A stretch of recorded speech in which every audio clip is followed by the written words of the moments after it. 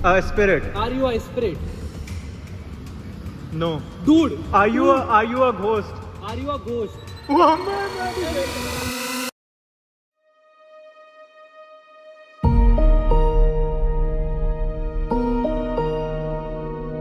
रचित यादव, जिसको आप लोग रचित रू के नाम से जानते होंगे, जिसके आज के दिन अराउंड 6 मिलियन सब्सक्राइबर्स के आसपास है।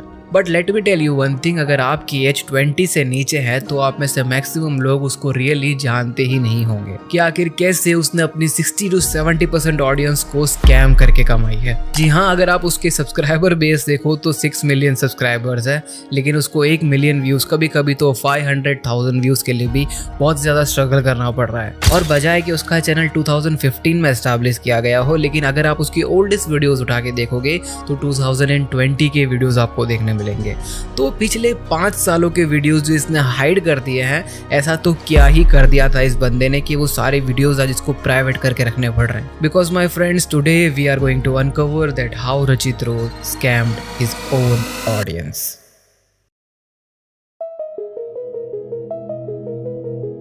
अभी फिलहाल मैं आपको इस बंदे के बारे में थोड़ी सी ब्रीफ जानकारी दे देता हूँ, जिससे आपको इस वीडियो के अंदर आगे आने वाली जानकारी बहुत ही इजीली अंडरस्टैंडेबल हो जाएगी।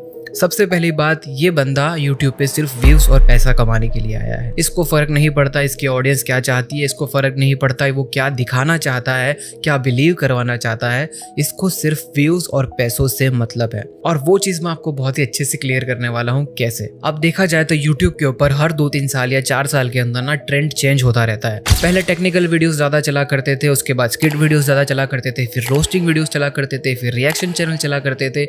आज के दिन इंफोटेनमेंट और ये रिएक्शन चैनल बहुत ही ज्यादा कॉमन आपको देखने मिलते होंगे। और ये बंदे ने समय के साथ साथ वो सारी चीजें इंप्लीमेंट की है ताकि वो बंदा रिलेवेंट रह सके। और माय फ्रेंड्स, अगर ये चीजें बहुत ही अच्छी तरीके से की जाए तो ये चीज कोई गलत नहीं है। अगर किसी बंदे को इंटरनेट पे रिलेवेंट रहना है तो उसको टाइम के साथ चेंज होता रहना पड़ेगा। बट इसने हर नीश जो चेंज की है, उसने हर चीज में सिर्फ ऑडियंस को स्कैम और स्कैम ही किया है।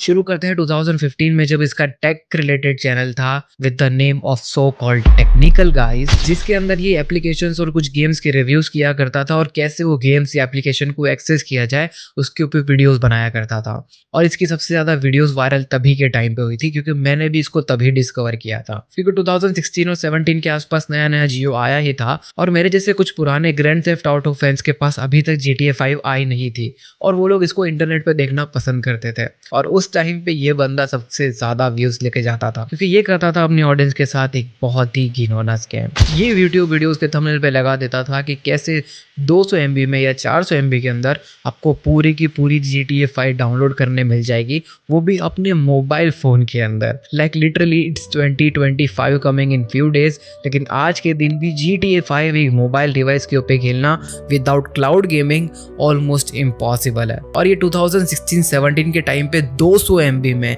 वो गेम डाउनलोड भी करवा देता था और लोगों को कहता था कि तुम इसको खेल भी लोगे। और वो टाइम ही ऐसा था जब लोगों को इंटरनेट के बारे में ज़्यादा नॉलेज नहीं थी, इसीलिए मेरे जैसे कुछ बेचारे सीधे साधे लोग इसके जाल में बहुत ही आसानी से आ जाते थे। और सिर्फ स्कैम ये नहीं था कि ये सिर्फ क्लिकबेट वीडियोस बनाया करता था और वीडियोस के अंदर कुछ सच्चाई नहीं होती थी, लेकिन उससे ज़्यादा ये उन वीडियोस के अंदर ये ऐसे URLs डालता था जहाँ पर इसको मैक्सिमम एड्स मिल सके। लाइक लिटरली हम लोगों को लॉकडाउन के बाद ये सारी चीज़ें क्लियर होने लगी है कि एडवर्टाइजमेंट क्या होता है, CPM क्या होता है, RPM क्या होता है और कैसे इंटरनेट पे पैसा कमाया जाता है। ये बंदा 2016-17 में इतना ज़्यादा चालाक था कि जब ये हमको बोलता था कि GTA 5 तुमको इस लिंक पे मिलेगी, मेरी वेबसाइट पे जाओ, तो आपको वहाँ पर बिटली और ये स्ट्रिंग URL जैसे बहुत सारे URLs देखने को मिल जाते थे जिसके ऊपर अनलिमिटेड एड्स आती रहती थी, अनलिमिटेड पॉपअप्स आते रहते थे। क्या होता था उस टाइम पे कि तुम विटली की लिंक दे सकते थे, अगर विटली की लिंक से तुम्हारी लिंक से कोई डाउनलोड करता है तो काइंड लाइक एफिलिएट जैसे, तो तुम्हें पैसे आते थे। एज अ सेड अगेन, मेरे पास उतने पैसे नहीं थे, मेरे पास खुद का कंप्यूटर नहीं था, आई वाज बहुत छोटा, तो I saw this opportunity to make money, ठीक है ना। And as soon as like you know मैंने अपना कंप्यूटर लिया, मैंने ये चीजें छोड़ दी थी। एंड जैसे जैसे टाइम चेंज होता गया इसने अपना जॉनर चेंज करना स्टार्ट कर दिया। सबसे पहले उसने टेक वीडियोस बनाए, उसके बाद गेमिंग वीडियोस बनाए, उसके बाद गेम प्ले वीडियोस बनाए क्योंकि उस टाइम पे पबजी का टाइम चल रहा था। उसके बाद आज के दिन उसने रिएक्शन चैनल खोल लिया है and he is one of the wannabe mister beast का है। कभी इसके व्यूज में गिरावट आ जाती है तो ये लड़कियों को बुला के रैंडम चीजें करने लगता है, कभी कहीं पे हॉन्टेड प्लेसेस पर चला जाता है, बस कैसे ना कैसे वो व्यूज बटोर लेना चाहता है। अब मैं आपको बताता हूँ कि कुछ ही दिन पहले मेरी फीड में एक वीडियो आया था जहाँ पर रचित्रों के ऊपर ये सवाल उठाए गए थे।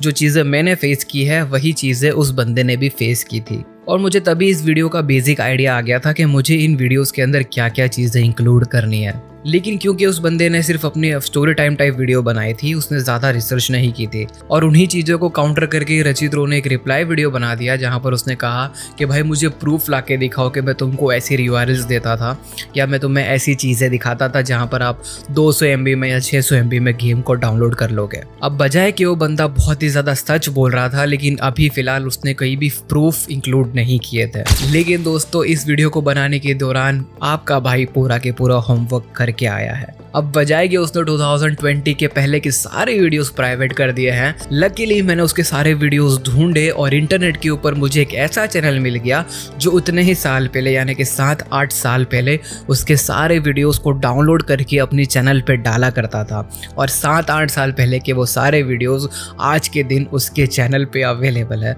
I literally don't know this guy और पता नहीं मुझे इतने वायरल होने के टाइम पे भी इसके ऊपर व्यूज़ क्यों नहीं आए थे उस टाइम पे, लेकिन ये चैनल समझ लो हमारे लिए ही बनाया गया था क्योंकि उसके सारे वीडियोस इस चैनल पे अपलोडेड है और मैं आज आपको दिखाने वाला हूँ वही सारे प्रूफ जो ये बंदा क्लेम करता है कि मैंने कभी नहीं किए। हाय नमस्कार दोस्तों, कैसे हैं आप सभी लोग। मेरा नाम है रचित यादव और आप सभी लोग देख रहे हैं टेक्निकल गाइज। और दोस्तों आज की इस वीडियो में हम लोग बात करने वाले हैं कि हम अपने एंड्रॉइड डिवाइस में GTA 5 गेम को कैसे डाउनलोड करें और कैसे प्ले करें। सबसे पहले आपको इस वीडियो के अंदर ये बताएगा कि GTA 5 कैसे डाउनलोड की जाती है। अब बजाय कि हम लोग उस टाइम पे बच्चे थे, लेकिन हम लोग को इतना बेसिक नॉलेज हुआ करता था कि गेम 70-80 GB का है और वो 600 MB में नहीं आ सकता, तो ये बंदा अलग तरीके से ट्रिक खेल के वीडियोस बनाया करता था। ये बंदा बोलता था कि तुमको GTA 5 डाउनलोड नहीं करने मिलेगा, लेकिन GTA सैन एंड्रियास के अंदर आपको GTA 5 का मोड मिल जाएगा जो कि GTA सैन एंड्रियास का मोड है जिसमें आपको अल्ट्रा ENV ग्राफिक्स मिल जाएगा, वो भी सिर्फ और सिर्फ 650 MB में। और लिटरली वो 600 MB के अंदर आपको मोड मिल जाएगा। आई डोंट थिंक किसी को वो चीज़ें मिली होंगी, लेकिन इसको तो सिर्फ वीडियो ही बनाना था ना, तो इसने वो वीडियो बनाया और इसने मैक्सिमम टाइम जो इसके मोस्ट वायरल वीडियोस थे उसके अंदर वीडियोस रिकॉर्ड भी नहीं किए हैं, ना ही एडिट किए हैं। सिर्फ जो फॉरेनर्स उस टाइम पे वीडियोस बनाया करते थे उनके हैंड कैम के वीडियो को ही इसने उठा के डाल दिया और अपना वॉइस ओवर दे दिया और वही वीडियोस अपलोड कर दिया करता था। लेकिन जैसे जैसे यूट्यूब इवॉल्व हुआ, इस बंदे को रियलाइज हुआ कि मेरा इस टाइप का कंटेंट अब ज़्यादा नहीं चलने वाला है, इसीलिए इसने सारे पुराने वीडियोस को प्राइवेट कर लिया क्योंकि अगर वो सारी चीज़ें आज की ऑडियंस देखती तो इसकी पूरी तरीके से पुंगी बच गई होती। और आज के दिन ये इंटरनेट के ऊपर एक महाज्ञानी बन के बैठा हुआ है।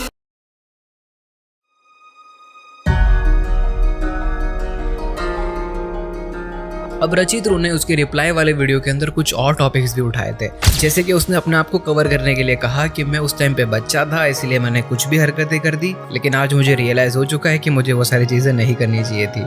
लेकिन मैं आपको बताऊं वो आज के दिन भी लोगों को उसी तरीके से स्कैम कर रहा है। Not exactly on the eyes, लेकिन वो आज भी ब्रेन रॉट कंटेंट बच्चों के लिए वैसा ही के वैसा ही बना रहा है। 3-4 हज़ार का सस्ता मिलने वाला EMF डिवाइस लेके वो कब्रिस्तान पहुंच जाता है ये कहते हुए कि मैं भूतों को और स्पिरिट से बात करने वाला हूँ। इंडिया, जापान, वियतनाम और पता नहीं बहुत सारे कंट्रीज की लड़कियों को साथ मिलके ये वीडियोस बनाता है कि मैंने आज इसको प्रपोज कर दिया या आज मैंने इसको गर्लफ्रेंड बना लिया। अब इस बंदे के चैनल के डेमोग्राफिक्स के अंदर जो ऑडियंस दिखाई देती होगी इसको वो अराउंड 18 के आसपास की ही होगी, इसीलिए इसको पता है कि मुझे ब्रेन रॉट कंटेंट ही बनाना है जो ज़्यादा से ज़्यादा वायरल हो सके, क्योंकि उसको भी पता है कि भूतों और लड़कियों के आसपास का कंटेंट बनाने वाले यूट्यूबर्स आज कहाँ जाके बैठे हुए हैं। और आज के दिन बजाय कि इसके 6 मिलियन के आसपास सब्सक्राइबर्स है और ये अपना आपको as a gaming channel consider करता होगा या नहीं, लेकिन वो कंसिडर करने लायक तो बिल्कुल भी नहीं है। और लिटरली इसके चैनल के अबाउट सेक्शन में जाके देखा जाए